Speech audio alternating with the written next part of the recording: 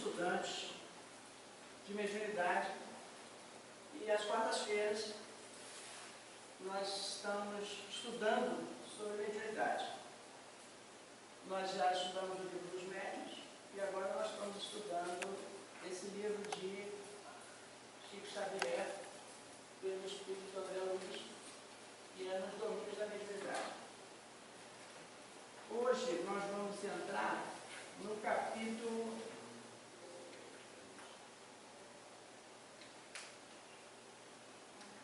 Nós vamos entrar no capítulo 3.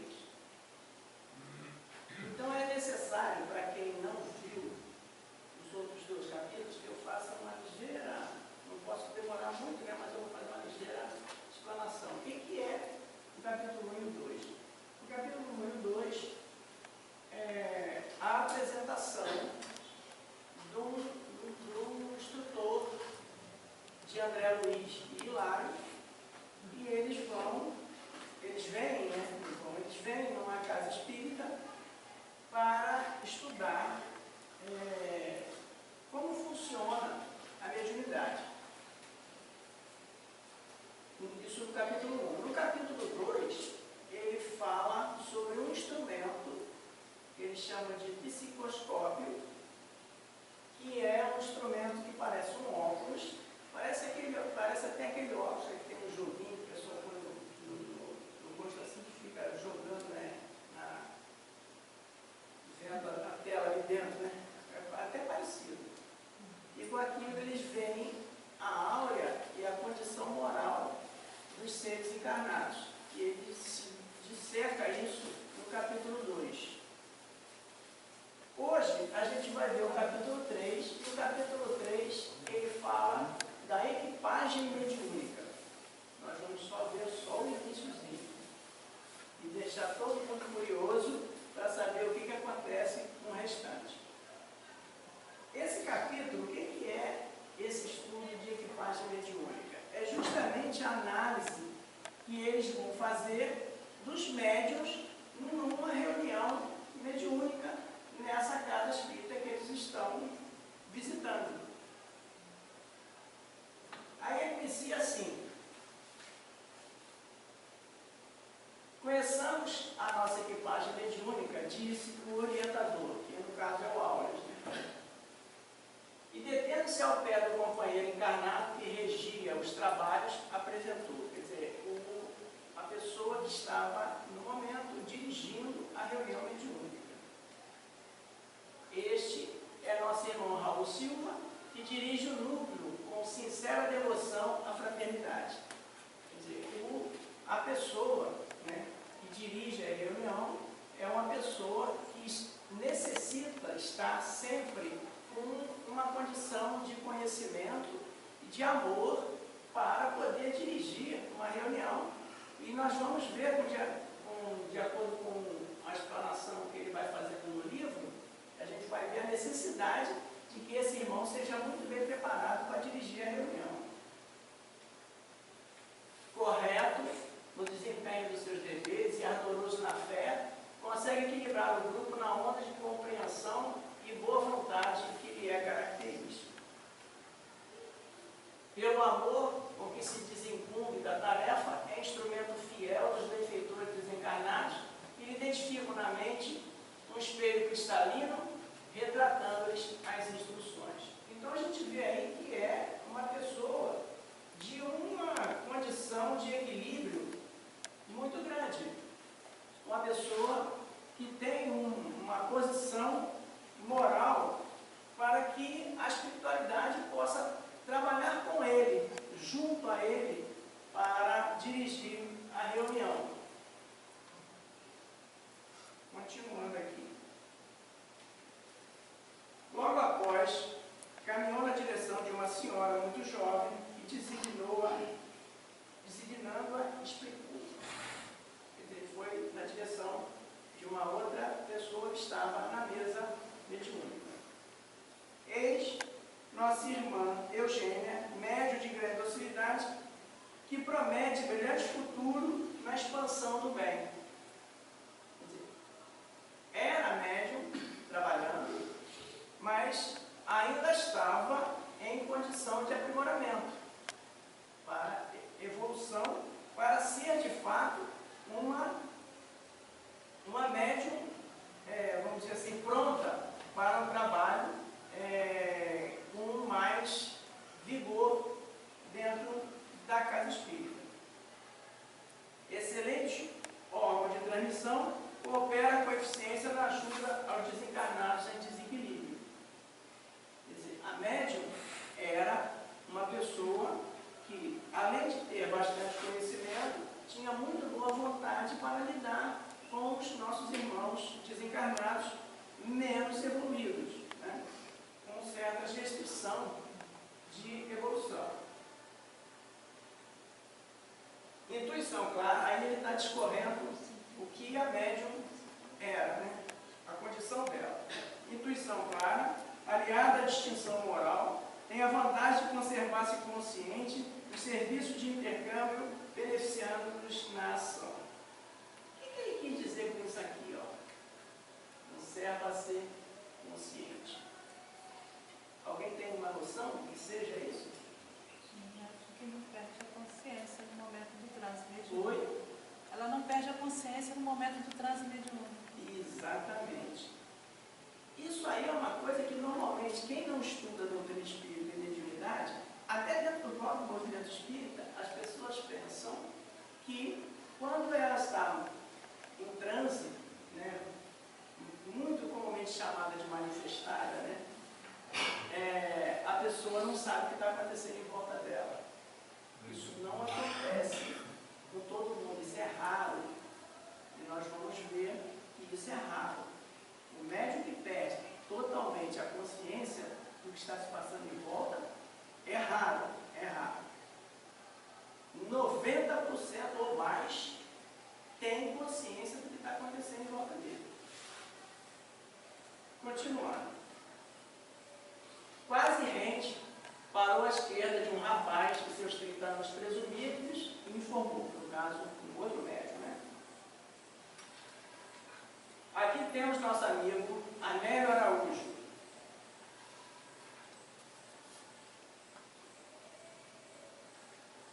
Vem conquistando grandioso, vem conquistando gradativo progresso na clarividência, na clareaudiência e na psicografia. Quer dizer, ele tinha a condição de evidência, ouvia os espíritos, né? Era clarividente, ouvia os espíritos e também estava fazendo desenvolvimento na psicografia. Quer dizer, era um médium de bastante, vamos dizer assim, bastante aptidão mediúnica para servir na mesa. Também é outra condição rara. Normalmente, o médium, ou ele é clarividente, ou ele é clareaudiente, ou ele é psicógrafo.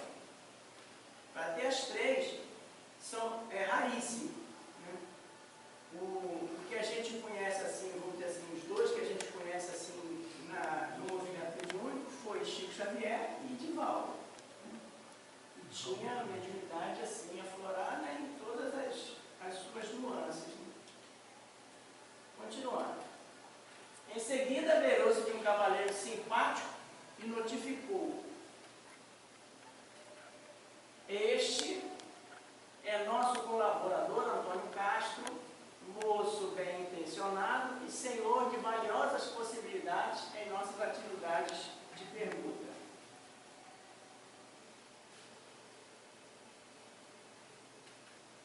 Sonâmbulo, no entanto, é de uma passividade que nos requer grande vigilância. Interessante isso aqui, sonâmbulo. Sonambulismo é mediunidade? Sem a presença do guia espiritual, não há presença assim. Sem a presença de um espírito próximo a ele, sem a presença, é simplesmente sonâmbulo, e com a participação ou a concorrência de um espírito ao lado dele, isso é sonâmbulo. Isso. Então, o que vem a ser sonambulismo?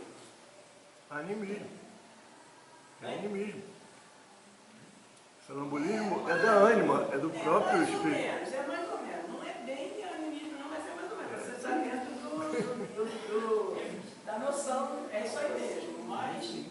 não é bem animismo, porque normalmente o animismo é o ser está fazendo, passando mensagem dele próprio, mas ele mesmo não tem essa noção. E no sonambulismo, ele sabe que ele está fora do corpo. Em espírito sabe, mas quando o corpo fala, o corpo não tem essa consciência do que está falando. Mas o corpo não tem. Então, Mas o corpo não tem então é da ânima, então você está concordando comigo, é da ânima, é o espírito que está ali, ciente, assim como o outro que dá uma mensagem do seu passado de alguma coisa, o corpo simplesmente fala ou faz, mas o espírito é que é consciente na ação. Vamos fazer o seguinte, para não ter polêmica. Mas vamos deixar isso para depois. Não, vamos fazer o seguinte para não ter polêmica. Vamos lá, bate meta. Pode considerar-se o sonambulismo uma variedade da faculdade mediúnica, ou melhor, são duas ordens de fenômenos que frequentemente se acham reunidas.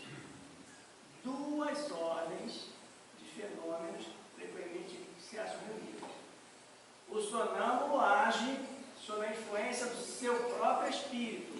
É a sua alma que nos momentos de emancipação vê, ouve e percebe fora dos limites dos sentidos. Eu não coloquei o 172 total porque ele é grande e nós já estudamos isso mais para trás, né? Agora, continuando. O médium, ao contrário, o médium sonambúlico, ao contrário, é instrumento de uma inteligência estranha, é passivo e o que diz não vem de si. Então, vamos esmiuçar isso aí.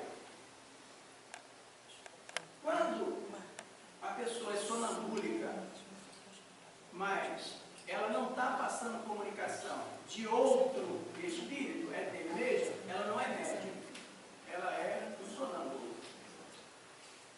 Então, o que acontece? O que é, de fato, o sonambulismo? É o espírito, né, a alma, o ser animado, que anima o corpo, ele se desliga do corpo, entre aspas, que ele continua ligado através do cordão, mas é como se a gente estivesse dormindo. É uma situação da alma. É como se a gente estivesse dormindo. Então ele se separa do corpo físico e continua manipulando o corpo. Aí é que está o X do problema. Ele continua manipulando o corpo.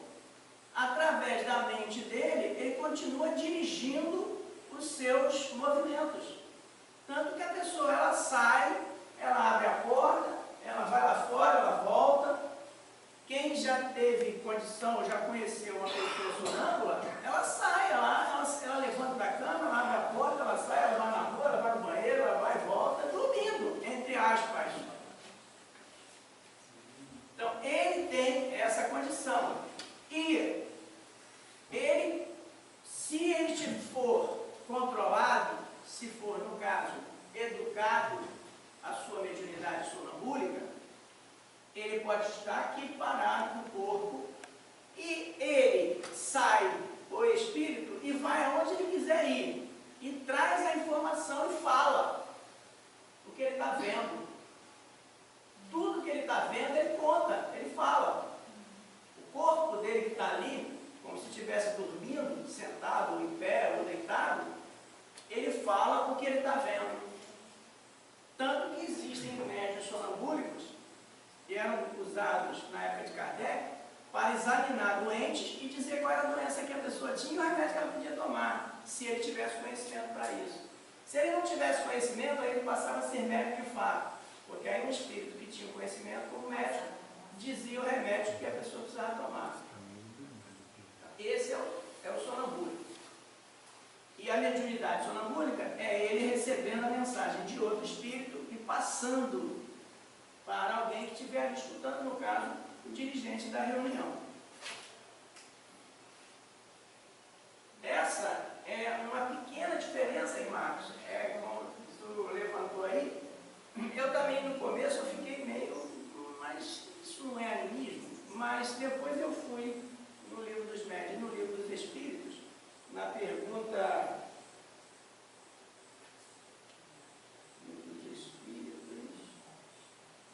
número 425 no Livro dos Espíritos, aí essa 425 foi que matou a charada dessa pequena diferença entre animismo e sonambulismo, que é o sonambúlico, ele é um médico que tem noção do que ele está fazendo quando está fora do corpo.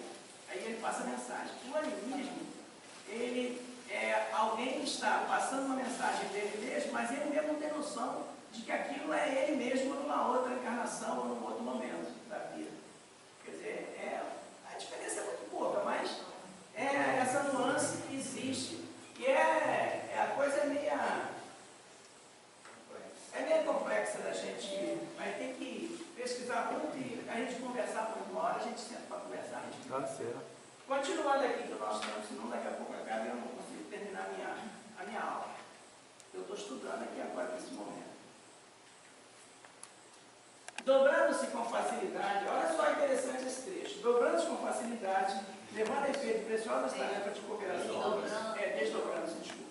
Com facilidade, levando a efeito preciosas tarefas de cooperação conosco, mas ainda necessita de maiores estudos e mais ampla experiência para expressar-se com segurança acerca das próprias observações. Quando eu li isso aí, eu pensei, mas ele não está fora do corpo, ele não tem consciência do que está acontecendo, ele não sabe o que é que está acontecendo com ele. Aí ele mostra aqui que devido à falta de estudo dentro da própria doutrina, ele não sabe que ele está desdobrado. E ele começa a falar coisas que não tem muito sentido, muito lógico. Por quê? Aí é que depois eu pesquisando mais é que eu fui entender. Quando nós estamos aqui, no nosso encarnados, acordados, a gente tem uma noção do mundo. Isso a gente já viu em doutrina espírita muito. Quando nós estamos na espiritualidade, a noção amplia muito. A noção é muito ampla. A visão que você tem quando você está no mundo espiritual, ela é muito grande, ela é muito ampla. Aí você começa a falar coisas, no caso o sonâmbulo, começa a falar coisas que para nós não tem sentido lógico nem prático. Por quê? Ele não tem noção que certas coisas não adianta ele falar ou não deve falar. E aí ele começa a jogar certas situações que a própria espiritualidade que está ali trabalhando e dirigindo, começa a ter que tolher ele para que ele não fale coisas que não deve. Sim, pode não? Pode. Não sei se é pertinente, eu de novo interromper, você me interrompe. Não. O mecanismo é extremamente importante. O mecanismo da mediunidade é extremamente importante. Do ponto de vista do seguinte, o que eu acho, se estiver errado, por favor, perdão a todos. Na época do Covid,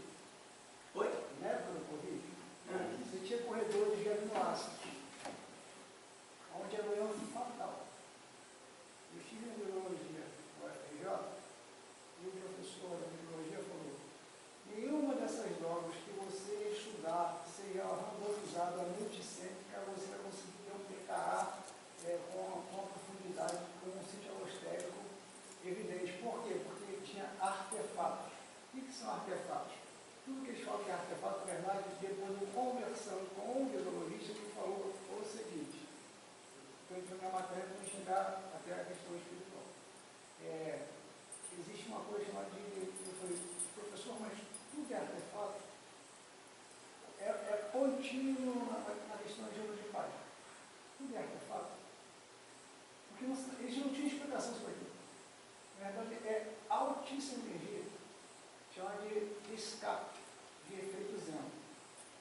Aí eu entro no princípio de Heisenberg. Qual é o princípio de Heisenberg? Ele diz o seguinte: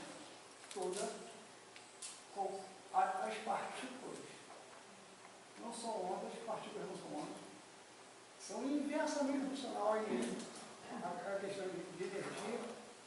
Energia é inversamente proporcional a uma lambda, por exemplo. Não estou falando de quarks aqui. O que acontece? Acontece que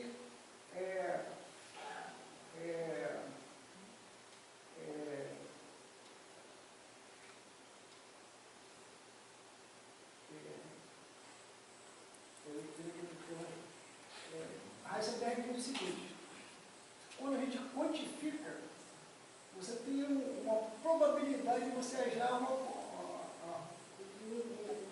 um elemento fundamental, como um elétron. A questão principal é que há uma confusão entre força eletromagnética e interação. Aí a questão principal é, se tem escape no corpo material, quando você tem um quarks com 8 cores diferentes, porque o planeta e o universo é formado principalmente por elétrons e quarks. Então o que acontece? Acontece toda energia pré-existente e uma pós-existente, elas vão se congruir sempre. Certo. Agora eu vou chegar à questão principal. Ele volta aí. Então, curta aí que é para a gente poder continuar. Há escape no mecanismo de mediunidade, ou seja, o sonambulismo, muitas das vezes, quando ele não tem uma expressão de vocalização ou uma expressão de psicografia, há uma interferência, ou todas as clarividências são clarividências que a gente possa dizer assim, todos os espíritos de alto grau de evolução, a interação é sempre eletromagnética, ela vai sempre ter a mesma frequência, sempre vai ter a mesma, sempre vai ter, mesmo sendo um espírito elevado, você vai ter escape. Olha, Resposta: não. Pode ser Jesus. O instrumento é uma porcaria. O que adianta? Não é? Deu para compreender em palavras simples? Pode ser Jesus. O Espírito está querendo se comunicar. Mas o instrumento não dá para nada. É um tico-tico no fubá, né? Não vai. Vai ter interferência, vai ser pobre, vai ser tudo, vai fundir a cabeça e não vai passar mensagem nenhuma. O instrumento, que somos nós não somos praticamente nada. Então, não adianta pensar que você vai passar uma mensagem de Jesus, que você não vai passar a mensagem de Jesus. Pelo menos diretamente. O raciocínio que ele vai ter uns 3, 4 antes, né? Ou após Jesus, para a mensagem conseguir chegar a nós num nível de ser expressado. Então, somos muito pequeninos ainda. O raciocínio que ele fez, ele fez em questão de transposição da visão do Espírito para a mensagem através de um médium. Se eu entendi o que tu quis falar se todos os espíritos, dependendo do grau de evolução, têm a mesma visão e a mesma sintonia de acordo com o que está vendo no mundo. Né? Não tem. Os mais evoluídos, a visão deles é muito maior do que os menos evoluídos. Então, eles têm condição de ver mais além. Agora, a condição de passar vai depender, conforme ele falou, do instrumento que vai receber. E se esse instrumento for um instrumento que nem esse aí que a gente vai ver na continuação do nosso estudo, esse instrumento é falho. Esse irmão é falho. E a gente vai ver agora daqui para frente, aí você vai entender melhor esse teu questionamento. Olha só, por vezes comporta-se fora da matéria densa a maneira de uma criança comprometendo-nos a ação. Então você vê, ele não se preocupou, ele é um médium, ele tem o dom da mediunidade sonambúlica, ele é um médium sonambúlico, a gente vai ver lá para frente que ele não é só médium sonâmbulo, ele tem mais dom da mediunidade. Mas ele não é uma pessoa que procurou estudar, procurou aprender, procurou usar aquele dom dele com ordem, com disciplina. E ainda assim, a última frase já sintetiza a colocação do Fausto, ou seja, por vezes, ele, médium, comporta-se fora da matéria densa, a mais de uma criança comprometendo-nos a ação deles, dos espíritos. Isso. Sobre ele. Isso. Aí é um instrumento que ainda precisa ser instruído, autoeducado e, sobretudo, estudado. Mas oferecer uma plataforma melhor onde os espíritos possam agir por mais influência. Exatamente. É por isso que a doutrina espírita ela fala sempre que a gente tem que estudar, além de mudar nossas maneiras comportamentais, morais, para poder ser bom instrumento na mão da espiritualidade. Porque antigamente a gente dizia que a gente desenvolve mediunidade. Hoje em dia a gente sabe que isso não existe. Você educa a mediunidade, você não desenvolve a mediunidade. A mediunidade é o dom que você nasce com ela. Agora, se você não souber usar, ela estraga. Se você souber usar, se você se educar para usar, se você souber se preparar para usar, está entendendo? Você educa a tua mediunidade. E aí que está o X do problema. E a gente vai ver mais para frente que ele não fez questão de aprender nem de educar a mediunidade dele. Olha só esse pedacinho, importantíssimo para todo médico. Quando empresta o veículo a entidades dementes e sofredoras, reclama-nos cautela, porquanto quase sempre deixa o corpo a descer nos comunicantes. Quando lhe compete o dever de ajudar-nos na contenção deles, a fim de que o nosso tentando de fraternidade não lhes traga prejuízo na organização física. Então o médium não pode deixar que o espírito faça o que é com ele. Isso é um absurdo. Não tem lógica. Esse negócio de ficar estalando o dedo, batendo na mesa, batendo palma, gritando, isso é um absurdo. Não tem lógica. Você tem que se comportar mediunicamente, você tem que educar a tua mediunidade para isso não acontecer. É assim que funciona. Imagina se eu deixar eu como médium, um irmão que está com ódio do irmão do lado aqui do outro médium. Aí ele vai dar um tapa na cara do outro. Eu tenho a obrigação de conter ele. Faz parte da minha educação mediúnica. É para isso que a gente se educa mediunicamente. Para você não deixar que isso aconteça. Você imagina se ele chega aqui e sai falando um monte de palavrão. Não tem lógica, eu não posso deixar que isso aconteça. Eu não posso deixar que o irmão vem aqui e comece a falar um monte de palavrão, quer brigar com os outros aqui, sair no tapa, bater na mesa, sair dançando, sair pulando. Nós estamos num centro espírita, nós não estamos, tem outras formações espiritualistas que deixam que isso aconteça, tá? Cada um dentro da sua condição. Nossa doutrina, ela diz que isso não se deve fazer. Isso está no livro dos médiuns. Quem quiser pegar, livro dos médiuns, item 223, item 10. Eu vou até ler. Nosso tempo dá? Aí, não sei se vai piorar ou ajudar, mas para nós da ciência humana, sonambulismo é tratado como um distúrbio do sono, na qual é tratado na medicina de forma que seja uma doença. E normalmente é desenvolvido na infância. Eu não entendi o que você falou no início. O sonambulismo na medicina, na terapia. Repete para mim, faz favor. O sonambulismo, para nós que trabalhamos como psicoterapeutas, né, na área da ciência humana, medicina, é tratado como distúrbio do sono. E existe uma área adormecida do cérebro que a gente não consegue descobrir na medicina a causa por que é feito o sonambulismo. E é tratado como doença mesmo. E normalmente aparece na infância, na fase infantil. O que acontece? A minha irmã tinha um problema desse, desde pequena, tratou na adolescência e ficou boa, nunca mais teve.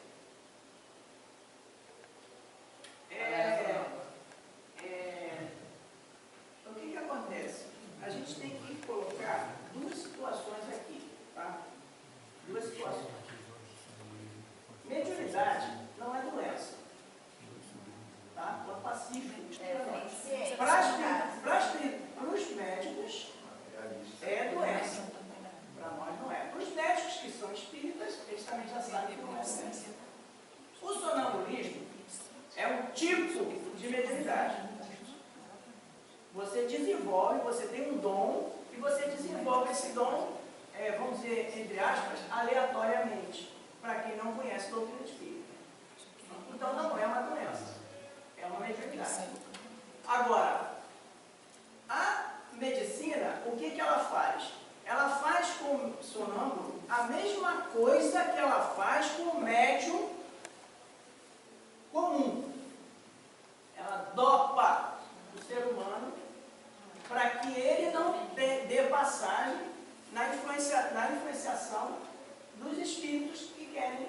mexendo com ele, no corpo dele, na base da obsessão.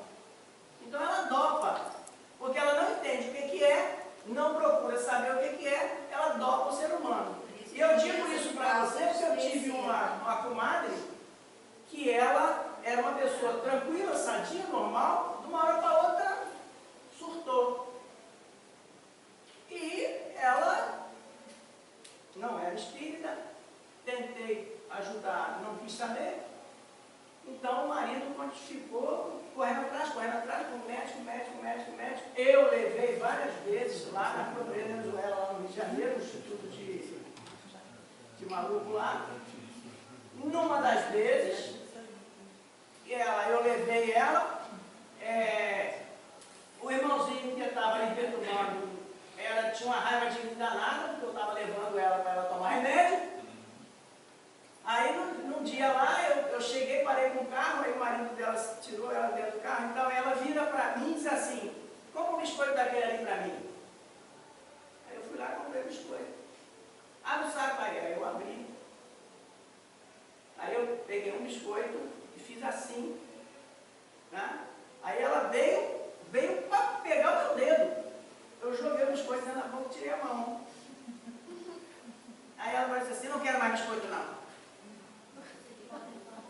Depois, uma semana depois, mais ou menos, 15 dias, ela dopada já, aí eu conversando com ela, ela virou para mim e disse assim, desculpa, eu queria morder teu dedo naquele dia. Ela médium, sabia o que estava acontecendo, era médium consciente. Mas o irmãozinho que estava ali queria morder teu dedo, porque estava com raiva de mim.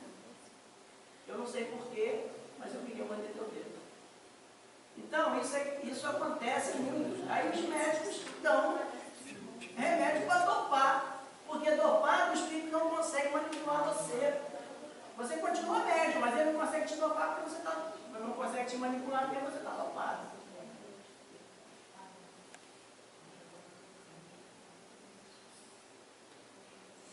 Deixa eu ver se é esse esquema aqui que eu marquei aqui.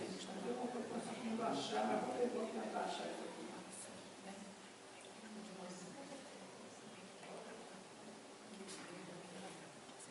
Marco lembrou de um livro que nós estudamos aqui, que é chamado Mediunidade, Tire Suas Dúvidas. Excelente, aborda esses assuntos. Eu separei aqui, mas eu não estou conseguindo achar, mas vamos lá. Mais ou menos eu tenho de cabeça que eu li várias vezes para poder entender também, né? O que acontece aqui? A espiritualidade maior, ela, em virtude dela estar dirigida à reunião, ela, na parte espiritual, ela tem a obrigação de tomar conta da reunião. Então, quando ela está tomando conta da reunião, se ela vê que o médium não tem a condição de segurar o irmão que está vindo ser tratado na comunicação, porque normalmente isso acontece muito nos espíritos inferiores que vêm para serem tratados. Então, o que acontece? Eles seguram, através de energia magnética, o espírito. E aí ele começa a dizer aqui na mesa que ele está preso. Me solta que eu estou preso, me solta que eu estou preso. Eu não quis vir aqui, pô, me solta que eu estou preso. Duas possibilidades aí nessa prisão. Pode ser o próprio médium que está segurando ele para ele não se extrapolar. Ou a direção, os espíritos diretores, coordenadores do movimento, que estão ali segurando ele mesmo, porque ele precisa ser tratado, mas ele é muito agressivo, então precisa ser segurado. E é segurado mesmo. Mas isso, como ele diz ali, atrapalha o trabalho. O médium tem que se educar para não precisar, que a espiritualidade tem que fazer isso. E essa é a parte que a gente está fazendo aqui às quarta-feiras. Estudando mediunidade para que a gente possa um dia ser bons médios na mão de nossos irmãos maiores da espiritualidade. Eu, particularmente, não sinto nada, não vejo nada. Então, eu acho que eu não vou conseguir nunca desenvolver nenhum tipo de mediunidade só intuitivo. Né? E já é muitas vezes, hein? Nessa encarnação. Às vezes ser intuitivo é tudo, né? Porque Eu sou. é aquele que vai dialogar com o espírito e ele tem que captar do plano espiritual para poder... Os melhores dialogadores são os médicos intuitivos. Eu, de vez em quando, no final da palestra, eu estudei uma coisa, li uma coisa, trabalhei uma coisa, cheguei aqui e falei outra completamente diferente do que eu estudei. Isso acontece Então, com todos. só pode ser, não tem outra lógica. Ô, Mas Altair, continuando para o fechamento. só um pedacinho. Quem quiser, assim, puxar por isso, diálogo com as sombras, Isso, né? muito bom. E Muito o próprio missionário do André, missionário da luz Também. também, vai esclarecer bastante essa questão aí. Exatamente. Vamos lá para a gente fechar? Médios indiferentes. Aí aqui eu peguei duas classificações para a gente entender esse probleminha do rapaz ali, né? Do Araújo. Médios indiferentes, os que nenhum proveito moral tiram das instruções que obtêm e nada modificam o proceder e os hábitos. É uma classificação que está no livro dos médios. É o médium indiferente. Né? E a outra também que classifica o nosso irmãozinho, médiuns devotados, que é o nosso irmão que dirige, né? E aquelas duas outras que ele colocou lá. Os que compreendem que o verdadeiro médium tem uma missão a cumprir e deve sacrificar gostos, hábitos, atitudes. Aí tem uma infinidade de troças, é grande, eu botei só ali, que eu acho que ali, ó, só sacrificar gosto e hábito já, pra gente, já é uma cruz. Né? É muito difícil para nós ainda, no nosso nível de evolução, ainda sacrificar gostos e hábitos. A gente tem hábitos ainda arraigados, é difícil largar, e gostos, né, cara? É outro negócio, né? Tem certas situações, o nosso irmão aqui, ó, ele já falou que no sábado, ele comeu demais. Não tá bom. Mas, Não tá.